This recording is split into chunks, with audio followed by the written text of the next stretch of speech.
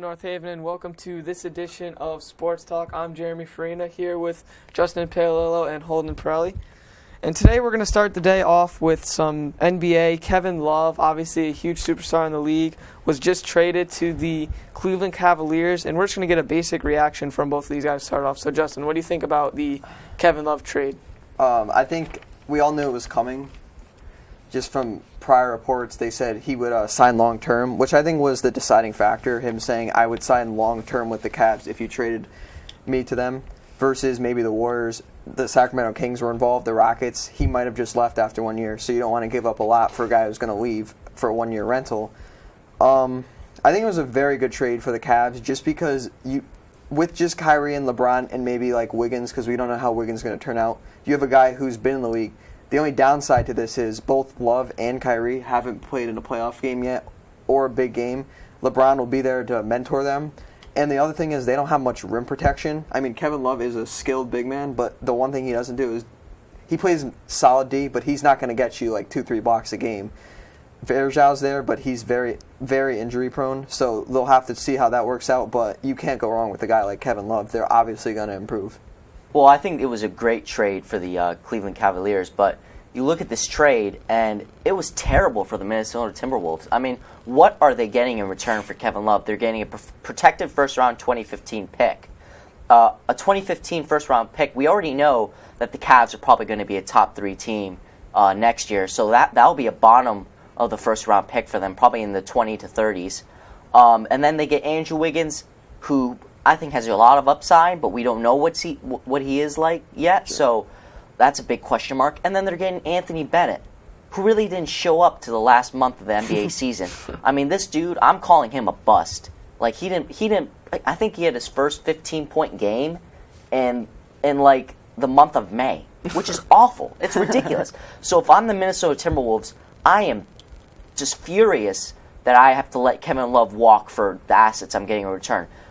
I blame Flip Saunders because I think Flip Saunders, the executive for the Timberwolves, should have taken that deal that was offered by Golden State, which at the time was Klay Thompson, David Lee, and Harrison Barnes, who are 3 solid starters for any NBA team. So if I'm Minnesota, I'm shaking my head. And if I'm Golden State, this trade hasn't come through yet. I'm still reaching out and trying to get a Kevin Love for the assets. But they don't want to give up Klay Thompson, which is the big X factor. But if I'm Cleveland, oh man, I'm dancing right now. I think even if you are the Timberwolves, I think you got to be disappointed in the trade just because even if they throw a guy in like Dion Waiters, it's still another piece. And I think that Cleveland would have been willing to give him up, seeing that they have had problems with him in the locker room and things like that. So even if you're just adding him, even if he's just a 6-man type role for you, it's something better than what you already have. I mean, Wiggins obviously has the potential to be a superstar in the league, but as Holden said on the previous show, he's very raw. There's a lot of things that he needs to develop, and it might be hard for him to develop in an atmosphere where he's basically trying to replace Kevin Love, a guy that's been a 20-12 type of guy for the last 3 or 4 years. So it's going to be hard for him to come into an atmosphere like that and be able to develop without having the pressure of trying to be, the superstar and whatnot. And then you look at Anthony Bennett, as Holden said, he struggled basically the entire year. You didn't really see anything that you really jumped at when it came to, how he was doing and how he was playing the whole year. And then if you're the Cavaliers, you got to be really happy with this. You were already a title contender getting LeBron James, and being able to land Kevin Love as well is just another huge asset. I mean, you got to think they're the favorites in the East, so really that first-round pick, like you were saying, you're probably not going to get anything from it. You're going to get a late first-round pick from it, and then you'll probably have your high first-round pick because you got to think they're not going to be tanking, but they're not going to be like a top of the West with what they have. Going back to Dion Waiters, I think they should have thrown him in the deal just because they're loaded in their backcourt, but like they have a lot of scoring on their team between LeBron, Love, Kyrie. They're going to be the shooters. So Dion Waiters isn't a big loss if they gave him up because he's a scorer. He's not going to come in and be that all-around guy. I think what they should do at the 2 spot is get some guy who's going to really help Kyrie defending the quicker guards like Westbrook, Chris Paul.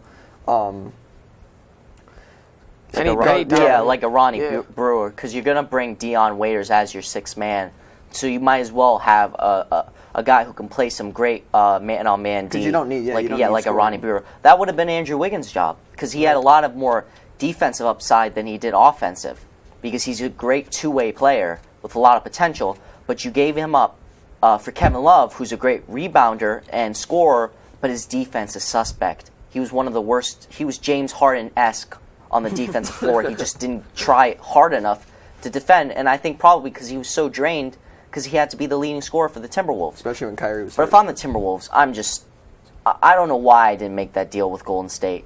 You would have gotten 3 solid stars and probably competed for a low seed in the playoffs for the Western Conference. It shakes my head to believe why Flip Saunders. I think he should be fired if he doesn't produce this year.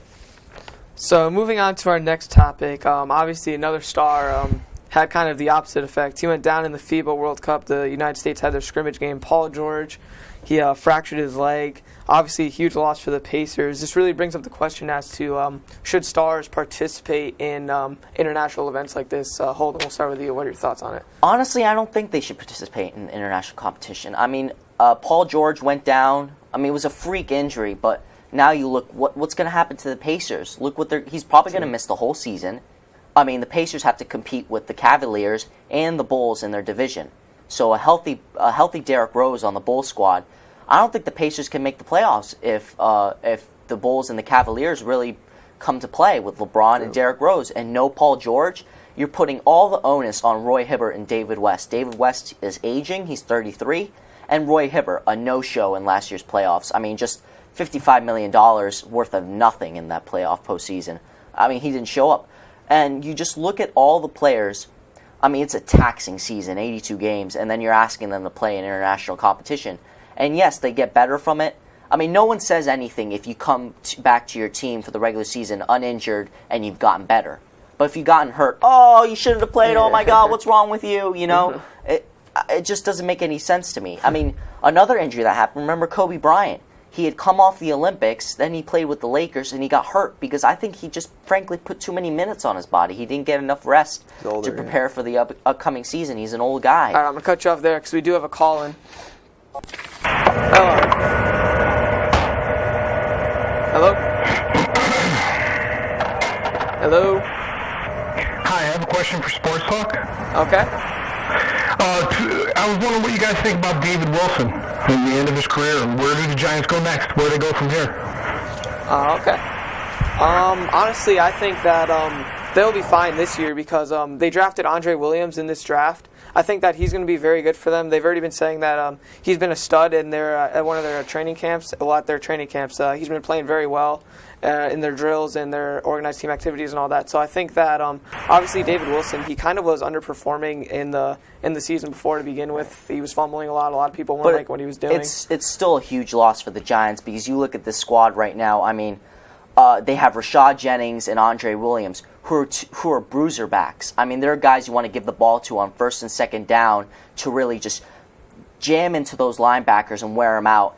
They're bruisers. They're workhorses. They're meant to wear a defense down.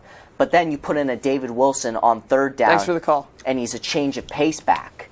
You see, you put him in on a tired defense, and you get him out in open space. He's like a LaShawn McCoy. He'll make you miss He was the home run hitter. He was the guy you put on third down, he could get you a 20-yard carry. Yeah. So I think that's a big loss for the Giants because now they have. It's really important for NFL teams to have different types of running backs in their stable. You know, the guys who can pile it in the end zone, really just drive through players, but then guys who are change of pace, speedsters. And I think losing David Wilson, they've lost a little pizzazz on that offense. What I did like what the Giants did was that even though David Wilson was young and he was forced to retire to the injury, they said they're going to bring him back and he's still going to be a part of the Giants team. I think he could help those bruiser running backs. Maybe you don't want to take them off what they're doing with running into the linebackers, but I think maybe you could give them some tips. You could help young incoming running backs, and it's nice that he's still part of the team, but it's really sad to see a guy like him go so young, you know. And he was a first-round pick. I mean, if you're the Giants, I mean, you're saying to yourself, man, I could have drafted someone else. But I didn't mistake him because he was a great pick. But, you know, freak accidents like this happen, and it's the NFL. It just makes you realize how important these careers are, and it's important to get your money when you can get your money. These big contracts, I always say, why are they asked? They're not worth that. Well, you know what? They don't know. They're one snap away from losing their careers. One blow to the knee, yeah. Okay, guys, so we have another caller. Hello? I was wondering about the Colts what do you guys think with their new receiving core? They added Hakeem Nicks, they kept Reggie Wayne, and of course over the past 2 years they got T.Y. Hill. And so I was wondering what you guys thought about them. So you want to know about the receiving core or them in general? I want to know what you guys think about the receiving core. Okay. Justin, you want to start off? I'm a big fan of the Colts receiving core. I think Hakeem Nicks was, it's not a make or break signing, but I think that's a solid signing just because Reggie Wayne is getting older. He's still a great receiver, but if he did get hurt again, you have that guy. It wouldn't just be T.Y. Hilton. It goes back like the Colts had Peyton Manning and Reggie Wayne, and then 1 year later they get Andrew Luck, and now they got another young quarterback receiver combo with T.Y. Hilton. I think the Colts they aren't lucky. They really know how to draft and pick up players, and I think they will win the division this year just because of how weak of the division they're in, and not only just win the division, maybe lose the first game. I think they're going to go far into the playoffs. I'm impressed with the receiving core. I mean, Reggie Wayne, yes, he is coming back from a torn ACL. He's going to be hurt, but now you've brought in a Hakeem Nicks who's 6'2", 6'3", so he's a possession receiver. He's not the fastest guy on the field. He's not going to burn you to the end zone, but he's going to make those tough contested catches. And Andrew Luck, I mean, man, this guy's had all the weapons. I mean, talk about being a rookie coming into the NFL and having Dwayne Allen, Kobe Fleener, T.Y. Hilton, all these weapons to throw to. I love T.Y. Hilton. I think he's a great third option, a slot receiver who can really burn you as a vertical threat. But I just love their receivers right now. But right now, I got to give a question mark because Hakeem Nicks, he didn't produce last year. Eli Manning didn't produce, threw more picks than he did touchdowns. You can blame it on the offensive line because if you're not getting protected, how can you have time to throw the ball? But at the same time, Hakeem Nicks, he's only had 2 really good seasons. Besides that, he was worried more about what kind of suit he was going to wear for game day rather than what he was going to do on game day. So Hakeem Nicks, I think he's on a 1-year deal, prove-it deal. So I think he'll have a good season this year because he wants his money. I think that the Colts receiving core is definitely impressive. The only thing I do question is their durability. Obviously, Reggie Wayne has been healthy basically his whole career other than the torn ACL. Obviously, coming back from a torn ACL is a very hard thing to do. I was actually at the game when he did it, and you could tell right away that he was in a lot of pain. But I think that if all these guys are able to maintain healthy, even Hakeem Nicks has had trouble staying non-injured, basically. So I think if all these guys are healthy, you have a really good set of weapons. And you mentioned their tight ends. They have Fleener and Allen. Those are guys that can both be red zone threats. So I think that overall, this team can do very good with the receiving core they have. And obviously, Andrew Luck's been great for them. And I think he's ready to make really the next step into becoming one of the top 5 quarterbacks in the league. You know, he came back against the Chiefs in that playoffs game, which was crazy. I remember that. He's just the only thing that worries me about him is he throws a lot of interceptions, but that's as a rookie. He's still young. He's learning. He's still learning. So I think that ultimately he's going to become better and better as time goes on, and I think he's really ready to make that step to become a top 10, top 5 quarterback in the league. Moving on, let's go back to the Paul George topic. Justin, what do you think about the international play? I think you should keep stars in the international game, but only in the Olympics, not in the FIBA World Cup. Just because the Olympics it's the Olympics. Like, you want to play in that, you want to represent your country, you want to win the gold medal. The World Cup is still a big deal, but it's not like the FIFA World Cup, like soccer, where everybody's watching. You got to represent your country. Best of the best players are there. I think, and the USA is so good. No, I'm not knocking the other countries, but the USA is so good. They don't really need to throw like D Rose out there, Paul George, Durant, LeBron. They don't need those guys. They could do it with the semi-stars, John Wall, Damian Lillard, Steph Curry, DeMar DeRozan, guys like that, DeMarcus Cousins, who will make the next step in the coming years. It's sad just because of like what happened to Paul George. I mean, the Pacers just lost Lance Stevenson. Right, yeah. I mean, we forgot about that. They lost Lance Stevenson, another offensive threat, and another great defensive stopper. So Led now the league you're in putting triple-doubles, even yeah. more onus on Roy Hibbert. I mean, oh, I mean, they did sign Rodney Stuckey and C.J. Miles, but Oh, great. Those guys They're aren't going to gonna the be the finals. same. They're going to the finals with Rodney Stuckey. They were good to have. You gotta be They were kidding. good to have with Paul George, Oh, but yeah. an injury like it'd be like if LeBron went down for the Cavs or Kevin Durant went down or Kobe Right. went down. Like you see what happens when these stars go down. So I think they should stay out of the FIBA World Cup, but the Olympics, it comes every 4 years. I think you should bring the stars in there because that's what the fans want to see. They want to see LeBron get lobs from Kyrie Irving and Derrick Rose and Chris Paul. I agree with you on the Olympics. I think that they should be participating in the Olympics, but when it comes to the FIBA, I don't agree with that. I think that you should do the semi-stars, or maybe even go down to the kids that are in college level. You know, maybe Rookie a guy that's a rookie or sophomore type players. But I think if looking like into one particular star, I think if you're a Chicago Bulls fan and you see Derrick Rose out there, I would not be happy with Derrick Rose participating in this just because he's been so injury prone. I mean, he's played like 30-something games over the past 2 years, and to see him out here playing in this type of scenario where he could get hurt again and not even have an impact for your team this year after acquiring Pau Gasol and trying to make a run at it. I think that'd be frustrating to see, and especially if he does go down in this tournament somehow. That's going to be, it's going to aggravate some Bulls fans if he just go down. Wait, before the next topic, I just want to say, you want to see stars, you want to see the top guys, I got words for you. Watch the All-Star game. It's like, come on. Moving on, we're going to talk about, obviously, a post-Kevin Love trade, who we feel the best team in the East is in the NBA. Justin, we'll start with you. Best team in the East? The Pacers were right up there until the Paul George injury. The Cavs look great on paper. We'll have to see how that works in. Like I said before, they don't have a rim protector, and they don't have much playoff experience next to LeBron James.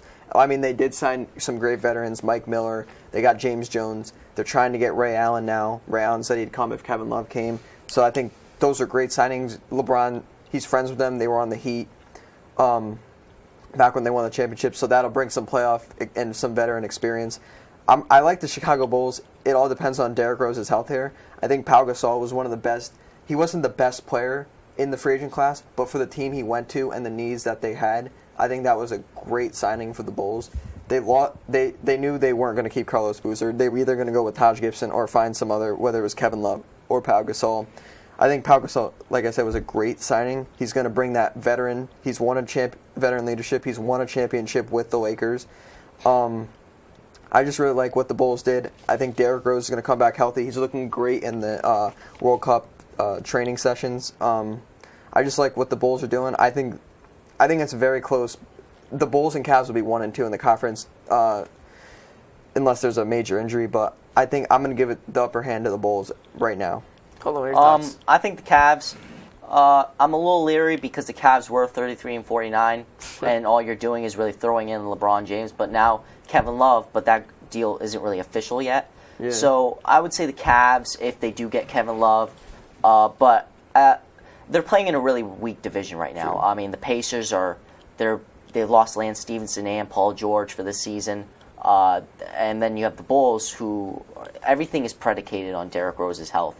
If he's not healthy, this team will be another like 5th or 6th seed in the East. So outside of that, I would put all my money in if those 2-3 teams don't pan out into probably maybe the Wizards because they made a great run last year. John Wall, Bradley Beal, still growing, still maturing. You got Nene and Marcin Gortat as your 2 big twin towers on the front line. Paul Pierce. Yeah, Paul Pierce now coming in, bringing some veteran leadership into that locker room. But otherwise, right now, it's the Cavs on paper. Yeah, I think it's going to be between the Cavs and Bulls. I think the Wizards can make a run, but I think that Paul Pierce isn't the piece that's going to put them to the next level. It can get them into maybe a higher seed, but I don't think it's going to put them in with the championship contending teams like the Cavs or the Bulls. Between them, I think it comes down to obviously health, which is kind of hard to say because Derrick Rose, when he plays, he's an MVP caliber player, but when he doesn't, the Bulls are just like Holden said, a 4 or 5 seed, so it's hard to pick which team here. I think the Cavs have the upper hand just because obviously they're still trying to add pieces. They're not even done with this offseason. They're still trying to add Sean Marion too, which would be a great piece. Obviously a great defender, and if they're able to add him, I think that just adds even more depth to their team and makes them even better. I still think that there's a lot of teams in the Western Conference that can beat either of these teams in an NBA Finals. Obviously you got the Spurs won it last year, and then there's other teams, so it's hard. moving on, we're going to move over to the MLB. Obviously, at the trade deadline, there was a lot of starting pitchers that moved. The Red Sox were moving a lot of guys. The Rays moved David Price. I'm going to ask you guys who you think the best starting pitching rotation is. We'll start with Holden. In terms of rotation, I think definitely the Tigers right now. I mean, you get Price to combine with Verlander, Anibal Sanchez, Rick Porcello, and Max Scherzer. You definitely have the best rotation. In fact, I mean, now that you've got Price, you could make an argument that Justin Verlander might be the fourth starter. I mean, honestly, no doubt. I mean, you look at he's not the ace. Right. You would have to put Scherzer in for game 3 and 7 or 1 and 5 in the postseason. You have David Price, who's another ace from the Rays, and then you have Anibal Sanchez. Anibal Sanchez had the best ERA in all of baseball just a year ago. Yeah. So I mean, you'd have to make. I'm just being facetious. I mean, Justin Verlander will be the third starter, no doubt. Yeah. I mean, just on reputation alone.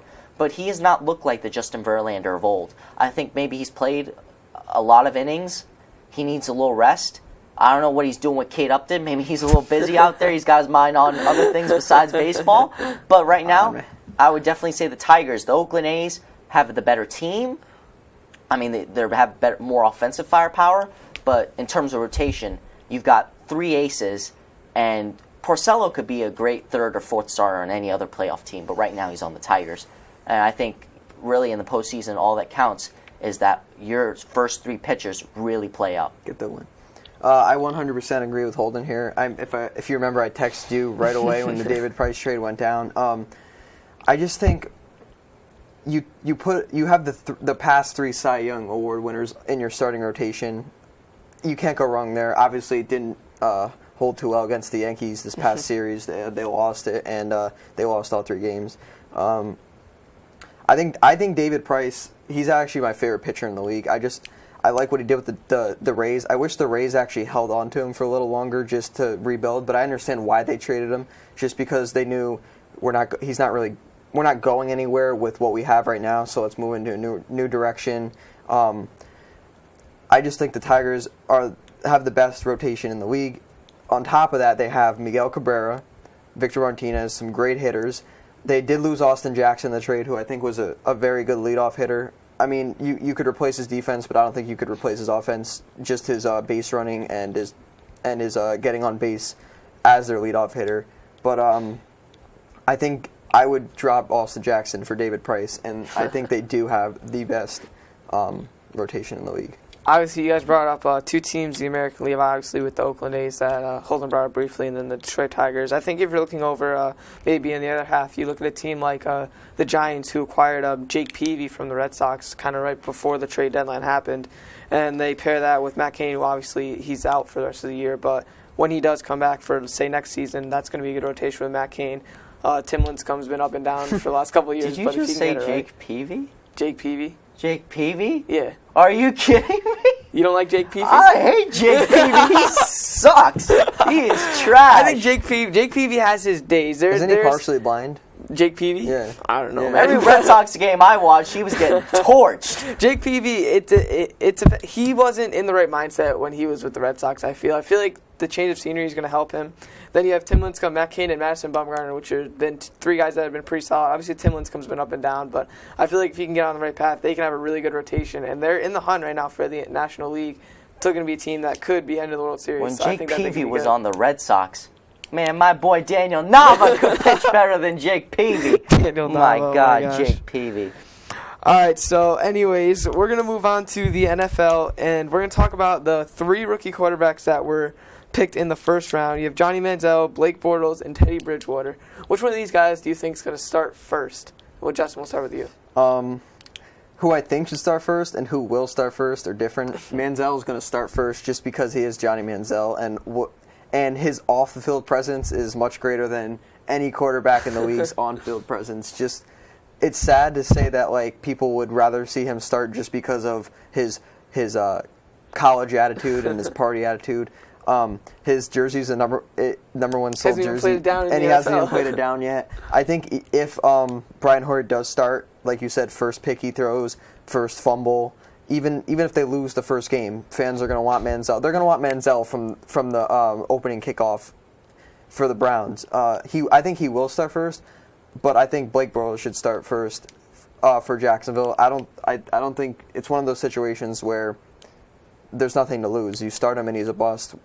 It doesn't matter. You weren't going anywhere anyway. Right. And what if he is a great player? You're in a weak division, and you could possibly maybe make a run this year. So I think Blake Bortles should start before Manziel should, but Manziel is definitely going to start before. Well, all these three guys are probably going to be backups going into the season.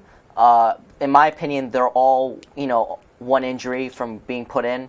I mean, Matt Castle, Brian Hoyer, and who's the Blake Bortles, they have Chad Henne. Yeah. Chad Henne. I know. I mean, You have his any jersey one at of these home, guys yeah. get injured, and they're going to put him in. We already know the Jaguars coach has declared that Bortles will most likely sit out this season. He'll be the backup to Chad Henne, which I think is great because he's very raw, but he has a lot of potential.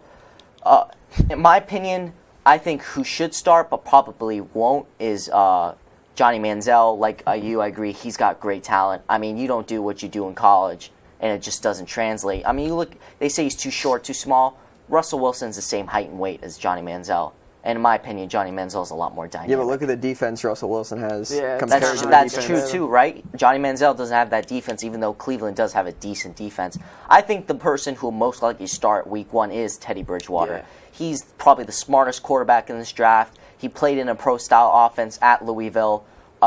He's a great, accurate passer. He knows how to read the game. He knows the West Coast offense that Norv Turner likes to run because he was at Louisville and they ran a West Coast offense. And I just like Teddy Bridgewater. Honestly, he doesn't have the strongest arm, but his knack for reading this game, it's off the charts. He was the possible #1 pick this year.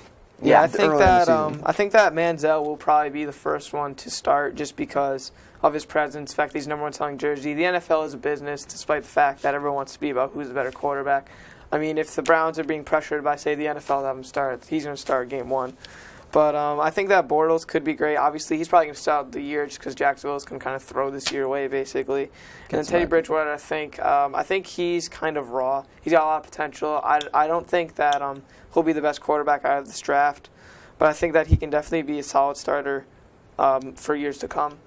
Moving on, it's going to be our last topic. Who you feel the biggest steal of the draft was? Just give me a quick name, and that's it. Biggest steal of the Justin? draft. NFL draft. Blake Bortles. Blake Bortles. Blake Bortles, #3 pick, biggest steal of the draft. Yeah, because my opinion, Chris Borland. Chris Bortles. Linebacker out of Wisconsin, who was taken in the 3rd or 4th round. I believe it was the 3rd round. I mean, you look at this guy, yeah, he is 5'11", but he's solid, 240.